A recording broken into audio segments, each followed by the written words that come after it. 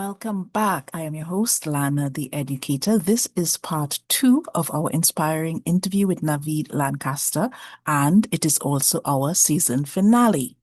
In part one, Naveed shared his journey into sound design and media.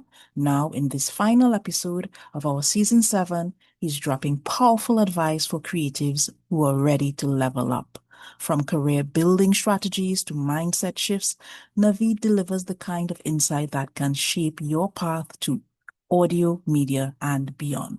If you missed part one, go check it out first. And if you're ready to close out the season with wisdom and inspiration, stay tuned and let's jump right in. Join me in welcoming Naveed Lancaster. Thank you so very much. So you've turned your expertise into a successful company, Lancaster Limited, How do you balance that creative integrity with business realities like meeting deadlines or client expectations and things like that?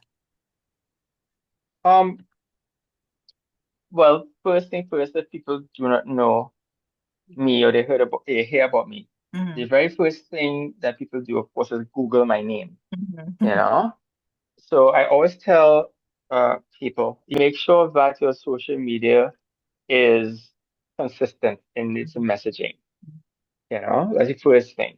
So if they go on my social media, for example, they're not going to see me passed out, you know, with a red cup in my hand somewhere, because that's not consistent with the messaging. mhm, Uh, I've realized from earlier clock, even when I did even in 90s when they had a website which actually still around called Live Journal. And for mhm, those that you know how old that is.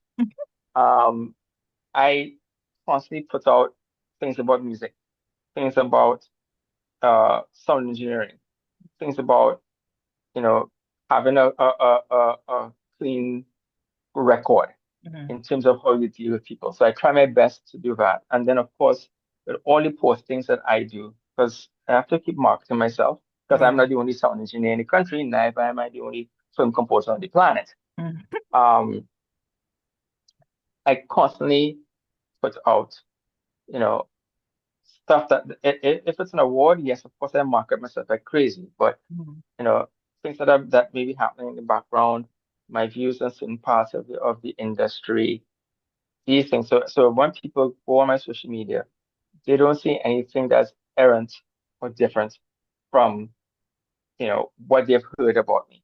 You know, and then the nice thing, as I said before, since I have all these records, if they want an in-depth view of my career, I could show them stuff, like lots of stuff. So yeah, it's part being consistent in the messaging, part relationship, and part having a clean record. It makes life a lot easier when people realize that you come with some worth instead of coming with baggage. Learning about different cultures, having an open ear to what's out there, relationships. That's what come, I got to do this, had an opportunity to to work in Vietnam, Mhm. even though I'm here. Yes. And of course, collaboration, Yeah. that's relationships. Everything is about relationships. And that sounds really, it could have a whole discussion on that itself, me. And I'll give an example. You just asked um in a previous question what products I'm working on. Hmm. Uh, I literally just finished, like, sent it yesterday. Hmm. Um, and I got the feedback that they're happy. It has Right. this play called Midsummer Night Dream, Yes. Shakespeare's Shakespeare. Midsummer Night Yeah. Dream. Hmm. That's right, but it's in Vietnam, right? So you and I are both talking in Trinidad and Tobago. Obviously, I'm not in Vietnam right now, Right. you know. So I met with the sound person, of course, they're the one who be playing the sound through the system and cueing the sounds for the various acts Hmm. in the play, and also the director, you know, and the producer, who is the one who I did work with her. Her name is Naima Thompson. I did some previous work with her a few times, Hmm. so she knows my skill sets. So she brought me in.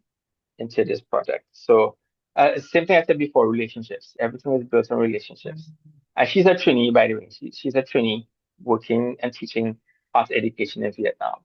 Wow. So she brought me, yeah. So she brought me in. Mhm. I met the director. I met the sound guy. We Mhm. had a good talk, proper timeline, and then I got the script, right? Well, yeah, of the play, and it's a modified play, by the way. Right. And I asked them, if they wanted, because it's Vietnam, Right. see if they wanted, not only, your quote unquote standard Baroque music Mhm. of the Shakespeare of the period, it's like 17th century, if I remember Mhm. clearly. Um, but also if they wanted some, Vietnamese instruments in it as well. And Oh, they say, yeah, that that's sounds like a plan. interesting. Yeah. Yeah. So I did my research, um, got some Vietnamese instruments or Vietnamese equivalent instruments because it's kind of hard to get that online in terms Right. of VSTs and stuff for your DAW. Mhm. And I hooked up the main theme song, the song of the play, and Mhm. they loved it. Mhm. And then from there, I told them, okay, now that we have that out of the way, because the theme song sets the tone of the whole play, right? Um, Now we could do all the subsections and so forth. And to show how collaboration goes, because they're right now still in rehearsal, they'll be actually opening night is the end of this month. Mhm. They wanted some changes, and they were wondering if that's going to be a problem. I said, no, of course that's not a problem. Made some changes, sent them back to them in like a couple of days, and they were happy with it. And this last one, they wanted some extensions of some of the music because it's a live show. So when actors are going off the stage, you Mhm. know, coming back on stage maybe with a different costume. Mhm. In a live show, that time may vary, you know. Right. So they wanted some extensions of some music, and I said, yeah, and did it for them and send that off, quite recently. And they're very happy. We're all in a WhatsApp group. They give their Right. feedback one time, and everybody's happy. So yeah, it's back the same thing. I love the idea of, putting the new take on Shakespeare. So, if there's some way we can get to see it, that would be great too. That would be But amazing. but if people want to hear at least the party theme song Hmm. and some of the background rehearsals, they can go straight to my social media. Hmm. Instagram might be the fastest way to do it. Right. It's a nice way to blend, different cultures together. How do you handle creative blocks? I mean, what you're describing to us sounds like it takes a lot of work. I mean, I know just a little bit about of it in terms of not necessarily editing song, but just editing a video for any, any social media. How do you handle those creative blocks when, you're working with deadlines and on projects? Um, in the beginning mean like maybe the first, literally first 20 years. I was very bad at um time management in terms Mhm. of, like, I would go, like, I tell people I go to a recording studio, and I'm a studio rat. I don't like doing live sound. I did live sound for a while and I don't like it. I like staying in recording studios. Mhm. So I'll go to a recording studio and stay there for 3 days, no sleep, you know, and I think it's a combination of experience and me getting older because I'm in my 50s. I can't do that madness now, you know? So I take it upon myself now to have a strict, non-negotiable morning routine. I try as best as I can to fulfill that. I um I take care of my health, I work out. I try my best most of the time to go to bed at around 9. I know I sound like an old man, but it, it is what it is. And you know, just to keep myself, healthy in terms of so when creative blocks come, I don't try to, sit down and work it out. No, I just get fed up and just leave for a while and then come back to it, and let my subconscious ruminate on the issue, ruminate on the problem. Right. And I try to keep, the workload. between strict deadlines Right. because it's very easy for me to start at like around 9 and Mm. then go to 2 in the next morning. And that physically, mentally does not make sense. So Right. I try to, and maybe this is where having a lot of experience and listening to a wider amount of music and listening to a podcast and all these things come together, Right. where you can now draw ideas very quickly from your head and combine stuff and see if it works. And if it doesn't work, for this project, putting a mindset for somewhere it might work for another project. Mm-hmm. Um, So when a client says, okay, I want this and this for a certain deadline, which of course will be discussed beforehand and agreed to between all the parties, of course, Right. um, I'm able to crank it out, at a quality that they're satisfied with, or I have enough time that if they want any adjustments made, before the due date, before the turnover date, I'm able to provide that. But that's just a combination of not just creativity and sheer grit, because that'd be a lie. It's a combination of creativity, grit, taking care of my mental health, taking care of my spiritual health, because non-negotiable, prayer, meditation. Um, I stopped swimming for a few months, for a few months. So I'm planning to start back that at the beginning of next year, Mm-hmm. because that was really a nice feeling when you get out to the pool. That kind of high that you Mm-hmm. get, really Mm-hmm. nice. And then you could go back into your work and complete, your work. Mm-hmm. Um, but yeah, it's a case of eating, make sure you sleep, make sure you work out, A you strict know, routine, as you say. strict routine. Yeah, Mm-hmm. discipline beats talent any day of the week. Mm-hmm. What's a work that you're most proud of? Work? Yeah, something that you've worked on. What's one so far that you're most proud of? Hmm. I mean, I I'll, don't I'll, I'll know. do the I'll do this I'll do the standard answer. Mhm. The work I'm most proud of is whatever the last one was. That's a good I know answer. it sounds like, yeah, I know it sounds like a cop out, but no. Yeah, because even in the things they're describing to me, and and when we look at what I mentioned in the bio and all of that, all of Mhm. them seem to be, and I mean they won awards, so all of them would have been amazing things. So I guess your answer really does fit. It would be the latest thing because you keep getting better and better at what you're producing. But which But one I then try, I tested your try to be. skills? Which one did you find push you to your limits the most? Oh, good grief. I'll get to all of them, but that really sound like a cop out. Um, okay, for the film, Hmm. the very first one, Buck the Right. Man Spirit in 2012, Hmm. because I did not know, I had a fair idea. And fair idea meaning that but at that time, I could play guitar and stuff. Hmm. I was in bands and I was into computers. And to me, in my mind, it was just a matter of uh, combining film with what I know about, producing music on computers and doing live sound.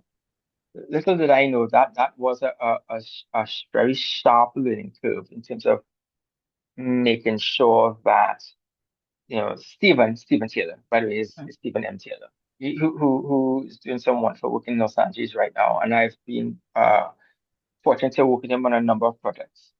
Um, to learn how to effectively combine audio with visual. That's one.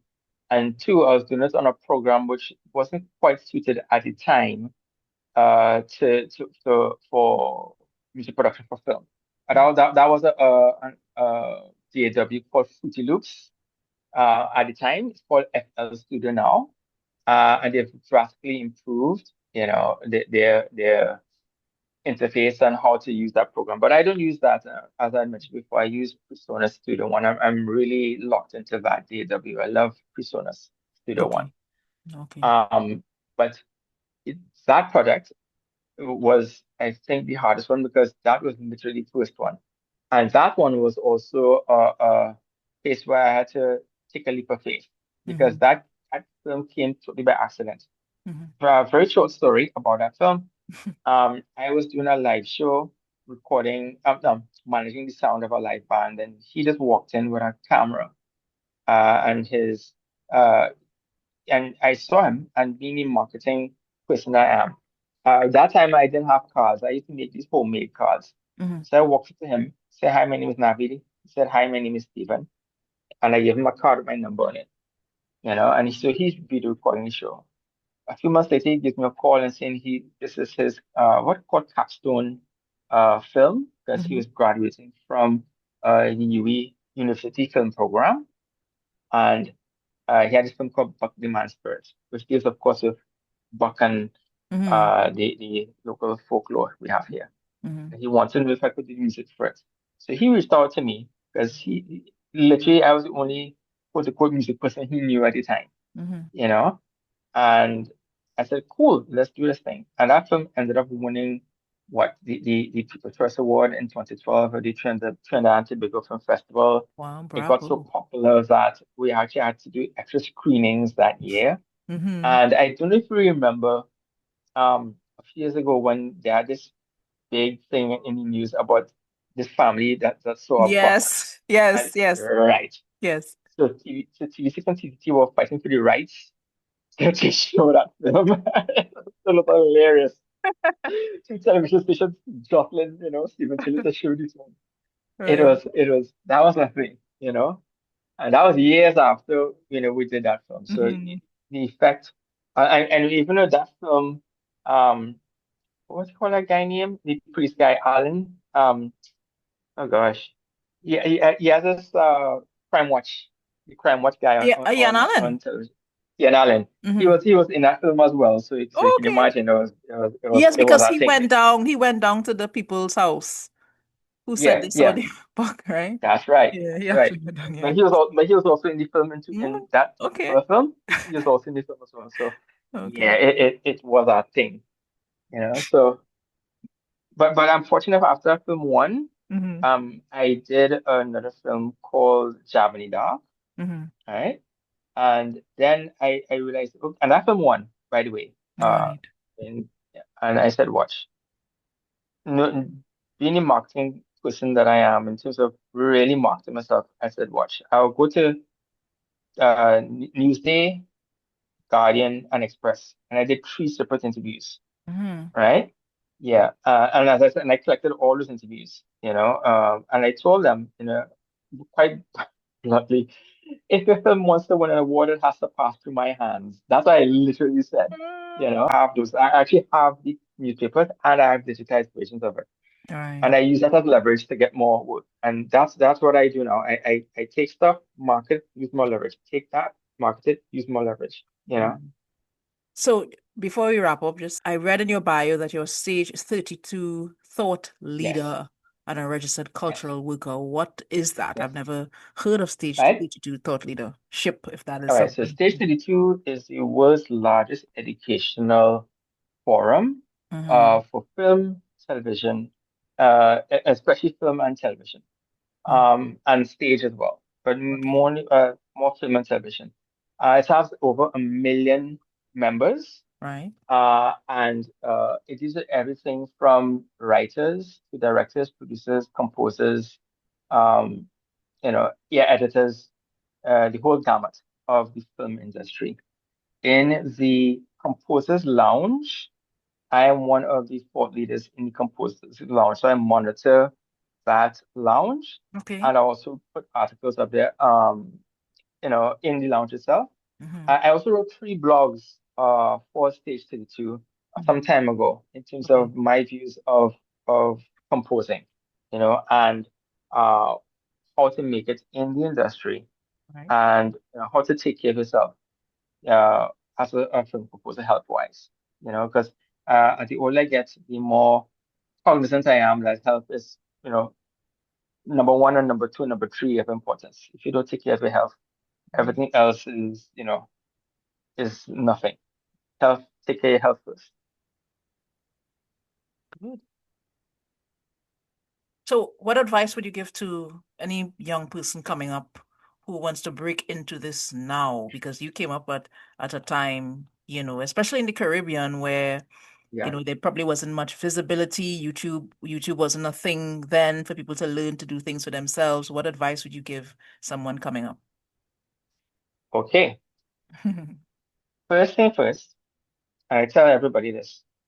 This is going to be a hard life for a while because you are in the Caribbean, where you, when you ask, uh, when you think about career, the first thing people will tell you, whether it's friends, family, associates, do the safe thing, the doctor, the lawyer, the engineer. Mhm. Of course, nothing's wrong with those careers, but uh, if that's not your calling, it's not your calling, you know.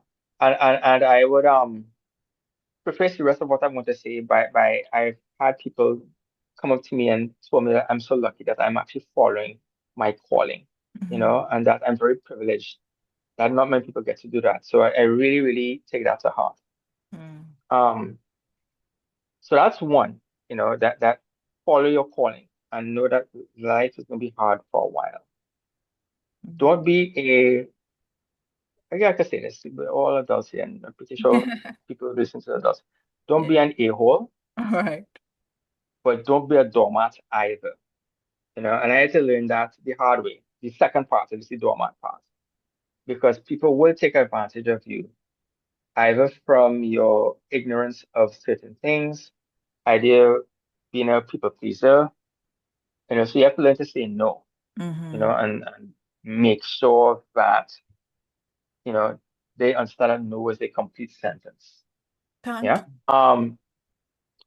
Make sure you market yourself incessantly because you're not only like say Trinidad and Tobago, for example. I am not the only film composer in Trinidad and Tobago. I'm not the only sound engineer or producer in terms of audio or even sound design are widening in Trinidad and Tobago in scope. But remember, I have all these people who are established way before me, who have this thing for years, and one more came the was than I.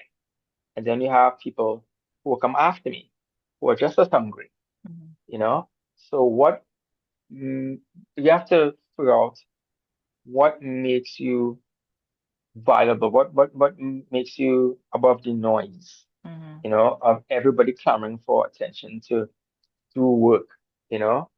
Uh, Another thing is don't go to directors or producers, at least in the film industry, don't go to film producers and directors cap in hand saying, give me your work. If you want to get rejected really fast, do that. What you have to come with is to show them that to bring value, you know? Now, I have the quote unquote privilege of having awards behind me now Mhm. and a cadre of work. So that of course comes with value, and I have the experience of talking to people and treating them a certain way. Um, but for somebody who's very brand new, a few things that you have to do. One, make sure your social media is up to scratch. Even if you have to create a separate social media account, do that, you know. And if you never had if you're really starting from ground zero, you don't have any film experience, you could write stuff about, you know, how does it feel to start, because I started with nothing in terms of experience or know-how, just like everybody else. We started zero. I had no followers. In fact, I don't even have many followers on social media. But I'm pretty sure the people who follow me on social media are certain people, you know, in the industry, and that's always a privilege. Uh, so yes, we have YouTube, we have TikTok. I don't use TikTok personally, um, Instagram and so forth. Mhm. Start making short films. A lot of the stuff that, you know, I did not have, people today they have it for free. So things like CapCut, uh, quick edits on Instagram. You literally make films on your phone now, instead of having a big red camera, right? I mentioned before in this interview, software you could get for free, to create music. Even DAWs, because I have a paid DAW, but in my SPCS class, I train them on a free DAW What is called Reaper, DAW? What is DAW? a digital audio workstation. Okay. Yeah. So I teach them on Reaper, REAPER, which is a Right. free program. So they could at least start to have an idea of how songs are put together. Mhm. Um, so you have all this, and then of course with YouTube, besides putting your own creative works on YouTube, you have YouTube that has a lot of instructions, podcasts that have a lot of instructions. Mhm. So unlike me back in the day in the 90s, where I literally had to do things called hard knocks. A person can now sit down in their bedroom and create products, and depending on how they market it or have a quote unquote lucky break, they can go viral with one product, and that will take them steps ahead in front of everybody else. Mhm. But once um a person achieves a certain amount of quote unquote notoriety, Mhm. that comes with another set of fresh problems. Mhm. So it's one thing to start your career as a young person. There's another thing now to make the career viable and valuable for long term, because this is a long term game, you know, that you decide to put yourself in if you decide to follow this calling. A lot of people I've seen uh they do this career and then they fall apart, they fall by the wayside because it's too hard. Mhm. So it's literally also, as a young person, they have to understand this, that it's a last man standing scenario. It takes almost 10 years to be quote unquote established. And that's not just me saying that. If you check everybody who's established, Mhm. they say the same thing.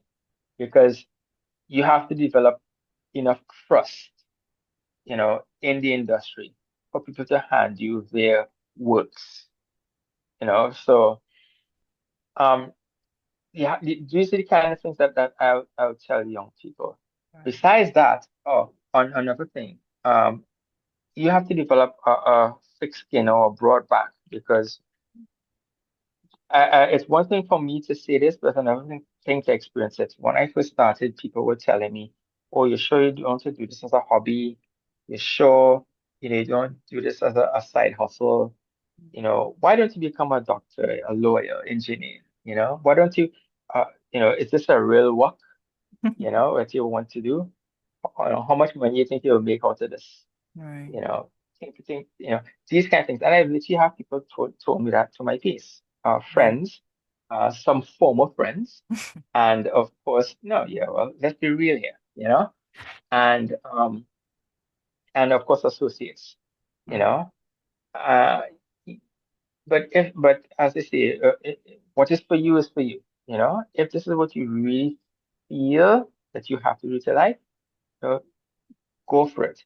But just bear in mind that at least for the first 10 years, yeah, it's gonna be rough. It's gonna be really rough, especially in a country that doesn't